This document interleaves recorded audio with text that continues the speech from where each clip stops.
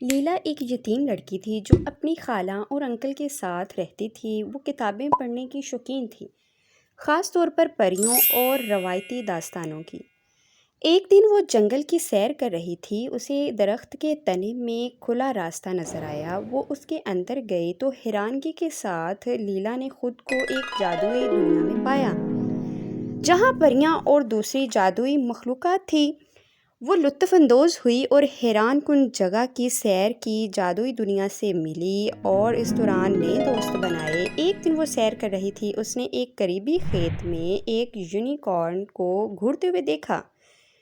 لیلا unicorn کے پاس گئی، اس نے بات چیت کی تو اس نے بتایا کہ یونیکارن خطرے میں ہے۔ ایک برے جادوگر نے باقی تمام یونیکارن کو پکڑ لیا ہے تاکہ اسے اپنے مقصد کے لیے استعمال کر سکے۔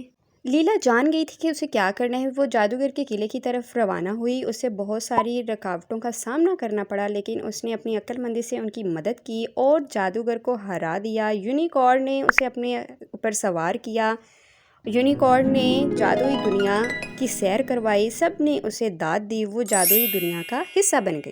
اسٹوری اچھی لگے تو لائک کیجیے گا، کمنٹس کیجیے گا، شیئر کیجیے گا اور چینل کو سبسکرائب کر کے بیل آئیکن پر لازمی پریس کر دیں تاکہ اس سے بھی اچھی اسٹوریز آپ لوگوں تک پہنچتی رہیں۔ اللہ حافظ۔